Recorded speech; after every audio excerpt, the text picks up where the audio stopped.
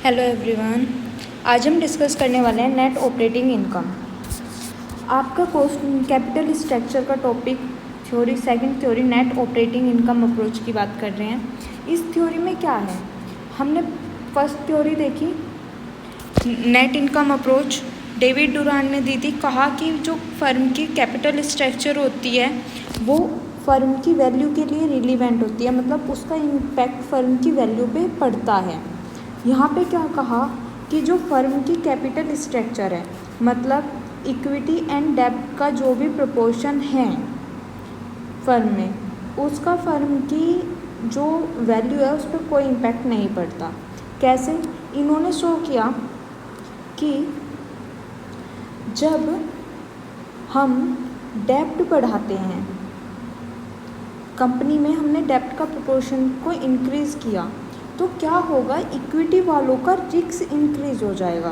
कैसे भाई, डेब्ट का प्रोपोर्शन बढ़ रहा है तो हो सकता है कि कंपनी डेब्ट को पे करने में, डेब्ट का इंटरेस्ट और उस डेब्ट को पे करने में पे ना कर पाए। तो उस सिचुएशन में क्या होगा, कंपनी को लॉस होगा और शेयर होल्डर को कुछ भी नहीं मिल पाने का। तो इस सिचुएशन में जब डेब्ट की अमाउंट बढ़ने लगती है तो इक्विटी शेयर होल्डर का रिस्क बढ़ने लगता है। तो इससे क्या होता है, इसकी अमाउंट बढ़ेगी, इनका रिस्क बढ़ेगा।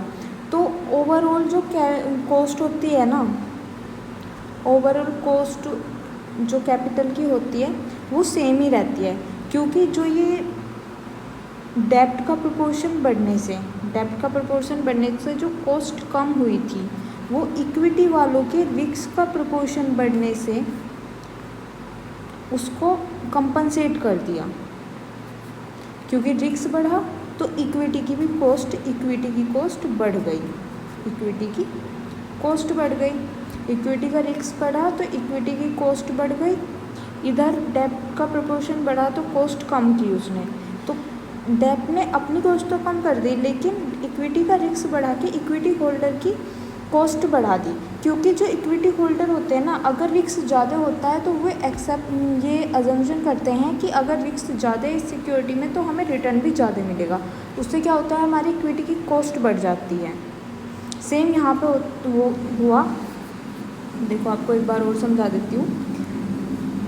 डेब्ट का प्रोपोर्शन बढ़ने से डेब्ट की कॉस्ट कम हो गई लेकिन इक्विटी का रिस्क बढ़ गया, जिससे कि इक्विटी की कॉस्ट बढ़ गई। तो ये कॉस्ट घटी, यहाँ पे बढ़ी, तो दोनों ओवरऑल कॉस्ट सेम रह गई। ओवरऑल कॉस्ट पे फिर कोई इम्पैक्ट नहीं पड़ा क्योंकि डेब्ट ने कम की, इक्विटी ने बढ़ा दी। तो इस थ्योरी में यही बोला गया कि डेब्ट को घटाने से इक्विटी होल्डर का रिस्क बढ़ेगा और उसकी कॉस्ट बढ़ जानी है। इससे क्या होगा, ओवरऑल कॉस्ट पे कोई इम्पैक्ट ही नहीं पड़ना, क्योंकि एक कॉस्ट कम करेगा दूसरा कॉस्ट को बढ़ाएगा, तो ओवरऑल कॉस्ट सेम ही रहनी है। ओके, इसके अजम्पशन देख लेते हैं। आपकी फर्स्ट अजम्पशन क्या है इस थ्योरी में? Net operating income is primary driven for firm value, capital structure does not effect net operating income. हाँ, नेट ऑपरेटिंग इनकम को कैपिटल स्ट्रक्चर इफेक्ट नहीं करती। देखो, ऑपरेटिंग इनकम होती है आपकी EBIT, equity before interest and tax.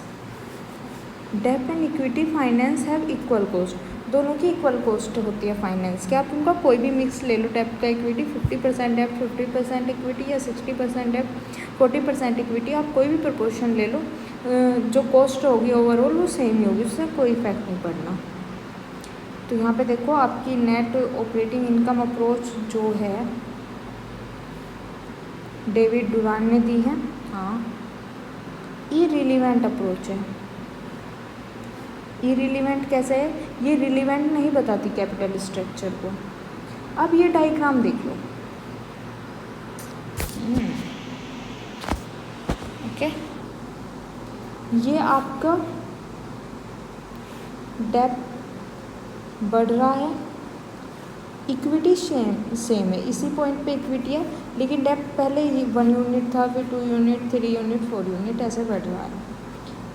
Sorry, ये आपकी कॉस्ट कॉस्ट ऑफ इक्विटी की लाइन ये रही, कॉस्ट ऑफ इक्विटी आपकी इस तरह बढ़ी है। क्यों बढ़ रही है? डेब्ट का प्रोपोर्शन बढ़ेगा, यहाँ पे रहेगा डेब्ट तो इतनी ही इक्विटी की कॉस्ट होगी।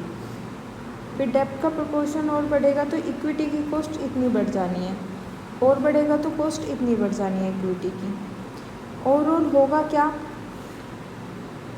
ओवरऑल कॉस्ट सेम रहनी है, कांस्टेंट, इसमें कोई चेंज नहीं आना। डेब्ट के बढ़ने से इक्विटी का कॉस्ट इंक्रीज हो जानी है, जिससे कि ओवरऑल कॉस्ट पे कोई भी इम्पैक्ट नहीं पड़ना, वो सेम ही रहनी है। ये सबने डायग्राम के थ्रू समझ लिया। Okay,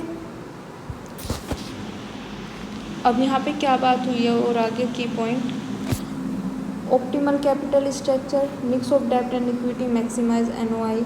NOI is unaffected by financing decision, cost of capital is irrelevant. इसमें ये बोलते हैं कॉस्ट ऑफ कैपिटल इररिलेवेंट है। फॉर्मूला यहाँ पे यूज़ किया जाता है बिकॉज यहाँ पे कॉस्ट सेम ही रहनी है, ओवरऑल कॉस्ट मिलके सेम ही रहनी है, तो यहाँ पे हम फर्स्ट पहले वाले फॉर्मूले ना लगा के हमारा एक ही फॉर्मूला लगता है। फर्म की वैल्यू जो होगी V is equal to EBIT upon KO, मतलब ओवरऑल कॉस्ट। एग्जाम्पल है आपका, इस तरह के क्वेश्चन आएंगे आपके एग्ज़ाम में अगर इस टॉपिक से आएंगे। एक कंपनी, फर्स्ट ऑप्शन में है, एक company expected net operating income, देखो नेट ऑपरेटिंग इनकम दी है आपकी 2 लाख, 10,000 के 6% से डिवेंचर दिए हैं, ओवरऑल कैपिटलाइजेशन रेट 10% दिया है, वैल्यू ऑफ फर्म और इक्विटी कैपिटलाइजेशन रेट या कॉस्ट ऑफ इक्विटी आपको कंप्यूट करनी है according to net operating income approach. Okay, first portion करते हैं क्वेश्चन का। नेट ऑपरेटिंग इनकम हमें दे रखी है 2 लाख की, ओवरऑल कैपिटलाइजेशन रेट 10% है, फर्म की वैल्यू निकाल लेंगे, आपकी फर्म की वैल्यू आ जाएगी, नेट ऑपरेटिंग इनकम को ओवरऑल कैपिटलाइजेशन रेट से डिवाइड करेंगे तो फर्म की वैल्यू आ जानी है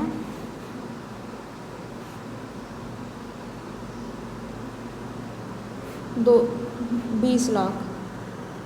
ओके, अपॉन 10 मल्टीप्लाई बाई 100, तो वो आ गई आपकी 20 लाख। उसके बाद डिवेंचर हमें दिए हुए हैं 10 लाख के, मार्केट वैल्यू ऑफ इक्विटी निकाल लेंगे क्योंकि ओवरऑल हमारे पास 20 लाख है, डिवेंचर हमारे पास 10 लाख के हैं, तो मार्केट वैल्यू हो गई 10 लाख इक्विटी की।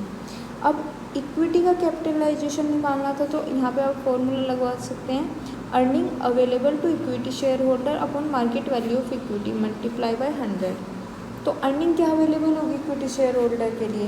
भाई जो EBIT है, earning before interest and tax, या कह सकते हैं operating earning, net operating earning, उसमें से माइनस जब हम इंटरेस्ट को माइनस कर देंगे तो हमारे पास जो अमाउंट बचेगी वो इक्विटी की वो बचेगी, मतलब अर्निंग जो अवेलेबल होगी इक्विटी शेयर होल्डर के लिए वो बचेगी। उसे ऊपर लिखेंगे upon V minus B, firm की वैल्यू में से माइनस कर दो B मतलब डिवेंचर, माइनस कर देंगे तो इक्विटी वैल्यू जो है इक्विटी की मार्केट वैल्यू वो आ जानी है, मल्टीप्लाई बाय 100। सोल्व करेंगे तो 14% आंसर आ जाना है, 14% आंसर आ जाएगा आपके इसका। फिर इसका सेकंड पार्ट क्या बोलता है क्वेश्चन में, देखो पहले, इफ़ द डिवेंचर डेब्ट is increase to ₹15 lakh, what will be the effect on the value of firm and the equity capitalization rate? Okay, अगर आपका जो डिबेंचर है ना वो इंक्रीज़ हो रहा है 15 लाख से, तो फर्म की वैल्यू पे और इक्विटी की कैपिटलाइजेशन पे क्या इफेक्ट पड़ेगा? तो देखो,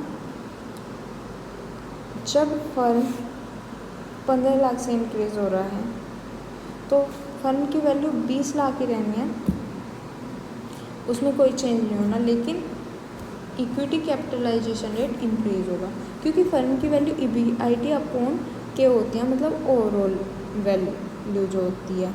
तो फर्म की वैल्यू देखो एक बार, फर्म की वैल्यू का फॉर्मूला दोबारा देख लो, operating income EBIT upon overall capitalization rate, तो रेट सेम है, ऑपरेटिंग इनकम सेम है, उनमें कोई चेंज नहीं हुआ, तो यहाँ पे इस पर भी कोई चेंज नहीं होगा। लेकिन इक्विटी की वैल्यू पे चेंज होगा। इक्विटी की वैल्यू में डिबेंचर का जो इंटरेस्ट है वो चेंज हो जाना है। तो पहले 10 लाख का 6% था, अब 15 लाख का 6% लेस हो जाएगा और मल्टीप्लाई बाय कर देंगे हम 100 से। ओके, अपॉन में भी ऐसा ही कुछ होना है and then at the last 22% answer आ जाना है। तो ये थी आपकी net operating income approach. I think आपको समझ में आई होगी अच्छे से। इसमें पॉइंट दे रखा है, इसके एडवांटेज हैं, सिंपल कैलकुलेट की जा सकती है, emphasize operating performance, ignore financing decision. Okay, limitation और देख लो भाई। इग्नोर करती है रिस्क एसोसिएटेड विद डेब्ट, assume constant interest rates, does not account for bankruptcy cost. Okay, तो ये आपके इसके लिमिटेशन थी। Thank you. अगर आपको समझ में आया अच्छे से तो please like share and subscribe my channel.